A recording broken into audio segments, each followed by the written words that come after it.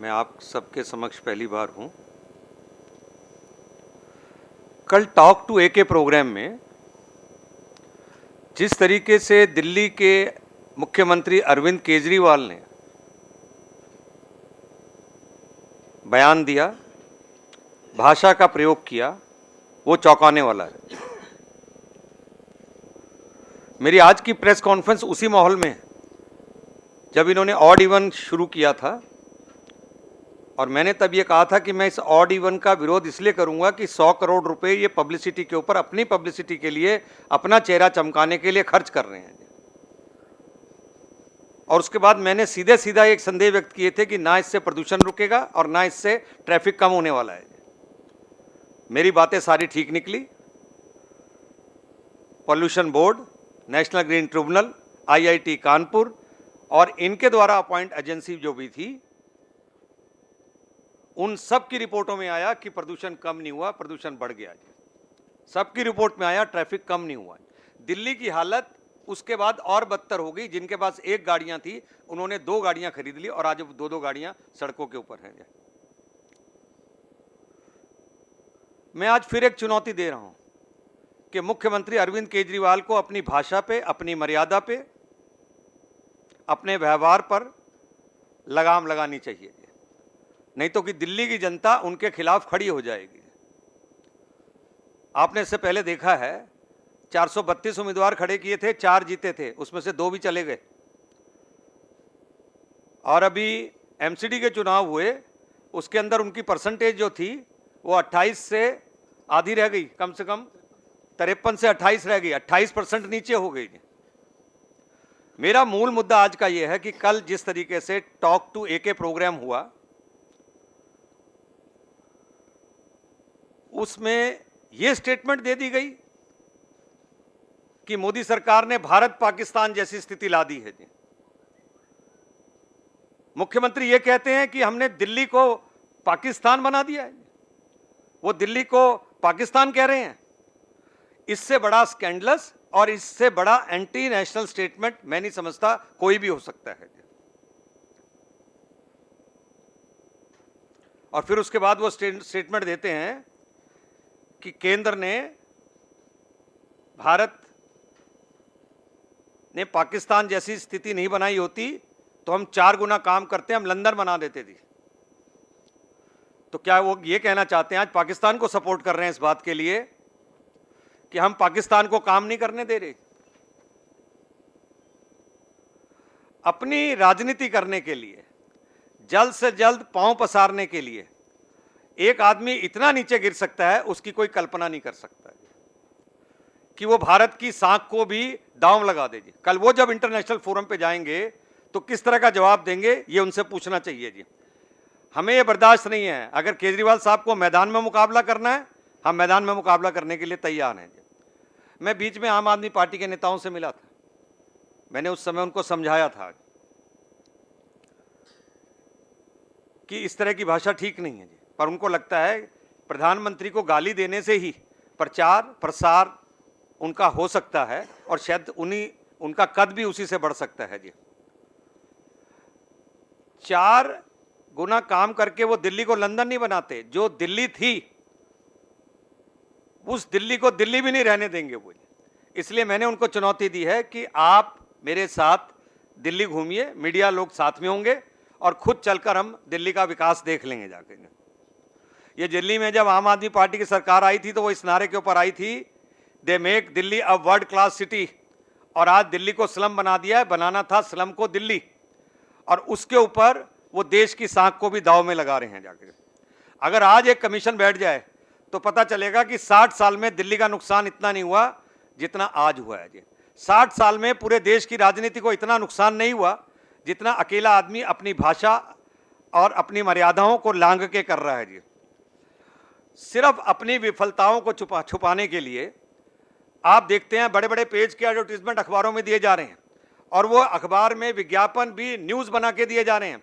एक आम आदमी, एक आम रीडर, पाठक जो है, उसको लगता है कि शायद इन्होंने ये काम किए हैं, क्योंकि उनके काम प्रचारित और प्रसारित नहीं हो रहे हैं, इसलिए उनको इस तरह से एडवर्टीजमेंट्स को न्यूज़ आइटम बनाकर वो बनाकर दे रहे हैं, ये मेरा आरोप है जाके। अभी जिस तरह की अभद्रता, गंदी भाषा, गाली गलौज, ठुल्ला, प्रधानमंत्री के लिए साइकोपैथ वर्ड का इस्तेमाल करना, इससे दिल्ली की जनता तंग आ गई है। इसलिए मैं ये कहना चाहता हूँ, आज दिल्ली के सरकार के संसाधनों का प्रयोग कर कर वो पूरे देश के अंदर उनका इस्तेमाल कर रहे हैं, चाहे वो गोवा हो, चाहे वो गुजरात हो, चाहे वो केरल हो, चाहे वो पंजाब हो। उन्हीं अपनी ही उनकी लैंग्वेज के अंदर एडवर्टीजमेंट छाप के वहाँ पर भेजे जा रहे हैं, जबकि उसका ताल्लुक नहीं है। ये टॉक टू एके प्रोग्राम में भी ज़्यादातर उन्होंने उन्हीं राज्यों के नाम लिए जिन राज्यों के अंदर वो समझते हैं कि वो अपनी शाखाएं खोलना चाहते हैं जी। दोस्तों, हम उनको दिल्ली में ऐसा नहीं होने देंगे जी। इसलिए मैंने कहा उनको जब चाहें, मैं चुनौती दे रहा हूँ, दिल्ली के में वे घूम लें, विकास की तस्वीर या तो वो दिखा दें, नहीं तो मैं उनको बता दूंगा दिल्ली में क्या विकास हुआ है जी।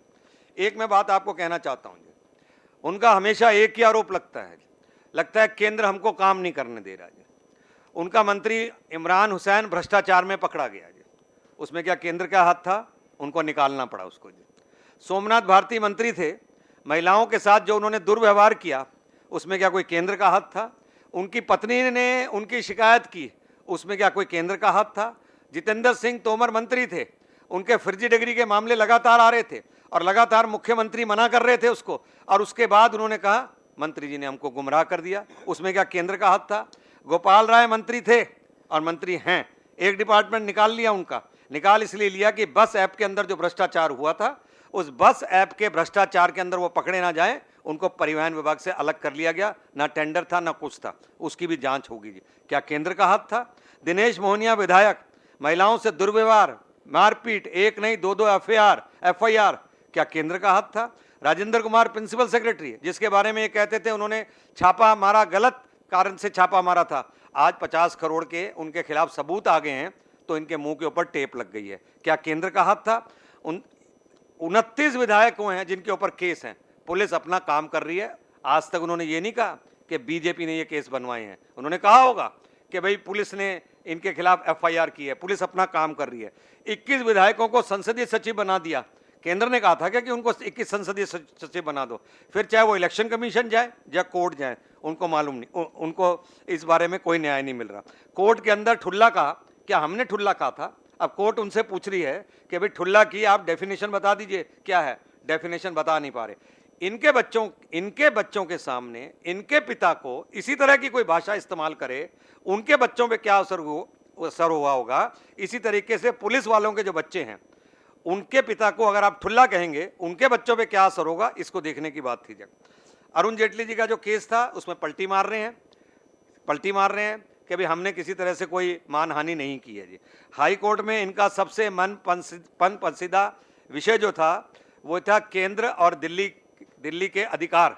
उसके अंदर हाई कोर्ट गए, हाई कोर्ट में जिस समय जजमेंट सुरक्षित थी, उस समय सुप्रीम कोर्ट चले गए कि सुप्रीम कोर्ट से हम लेंगे। सुप्रीम कोर्ट ने इनको फटकार लगाई और दिल्ली में और वापस हाई कोर्ट में भेज दिया, वहाँ से भी इनको कुछ नहीं मिला जी। इसी तरह से सांसद रमेश विदुड़ी को गालियाँ दी, अब जमानत करते हुए घूम रहे हैं जी।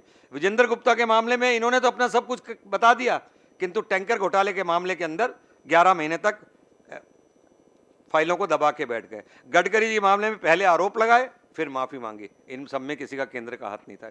मैं उन सब चीज़ों पे नहीं जा रहा कि दिल्ली के अंदर उन्होंने क्या विकास किया है। दिल्ली में अक्सर बिजली जा रही है, ये सब हम लोग देख रहे हैं जाके, इसलिए उन्होंने बिजली कंपनियों को नोटिस दिया ना, क्योंकि बिजली कंपनियां ये बिजली इनसे संभल नहीं रही हैं।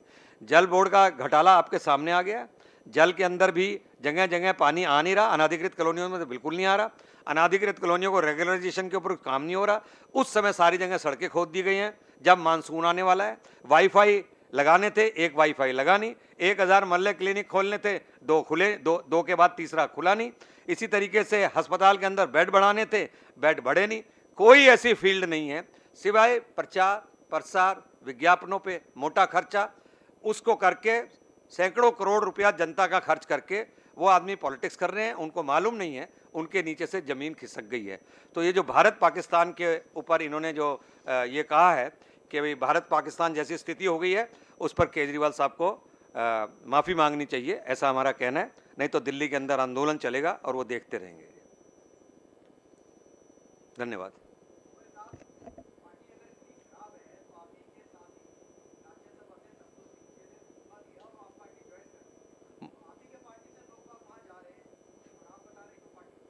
एक बात बताइए ना, अभी जैसे आपको जानकारी मिली है वैसे मुझे भी जानकारी मिली है, उन्होंने राज्यसभा से इस्तीफा दिया है, तो उनसे बात करेंगे उनके क्या कारण है, इसमें कोई बात तो है नहीं ऐसी बात।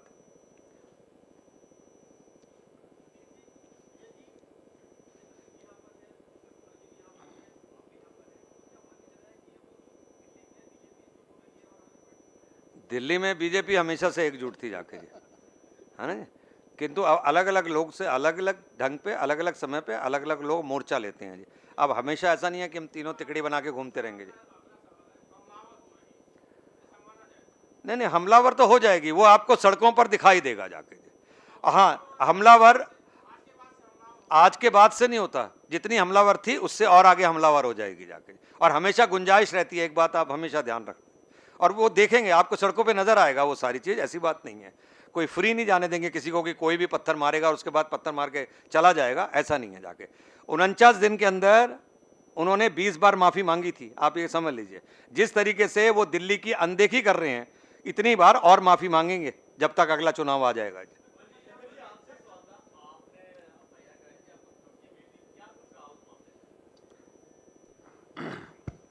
देखिए, पुलिस उसकी तफ्तीश कर रही है और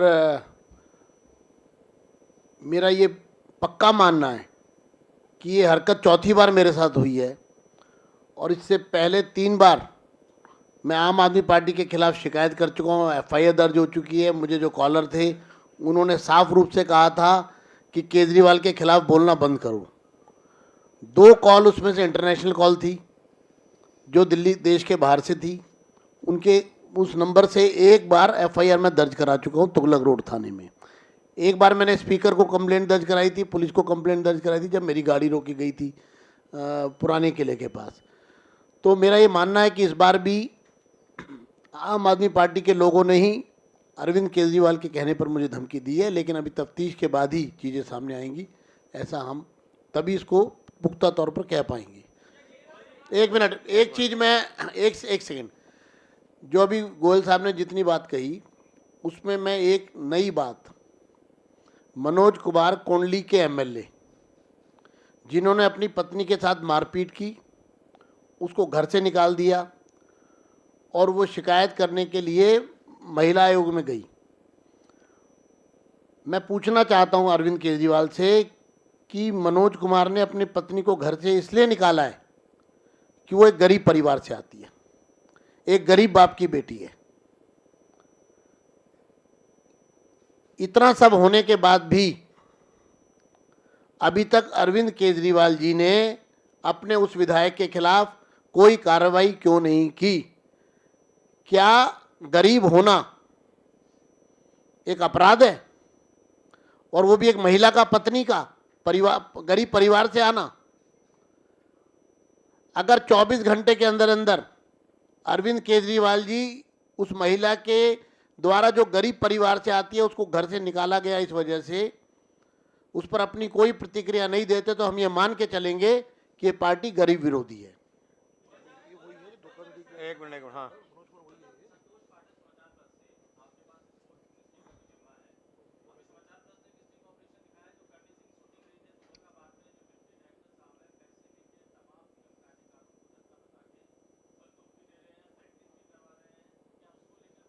आपके यहाँ से फ़ोन आया था, उसी समय ही मैंने कार्रवाई की थी और हमने उसकी जांच के आदेश दे दिए।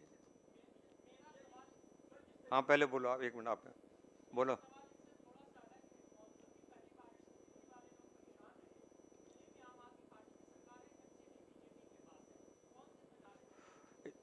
दिल्ली सरकार इसके लिए जिम्मेदार है, पीडब्ल्यूडी की जितनी बड़ी सड़कें हैं, सिल्टिंग वगैरह, उनका करना काम है।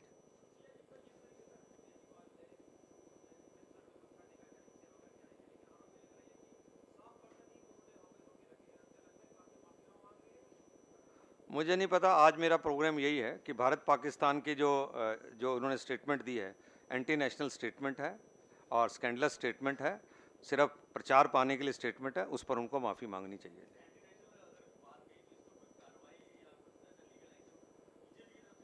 उसको देखेंगे अभी आके, फिलहाल तो उनको जनता को जवाब देना पड़ेगा। Thank you sir.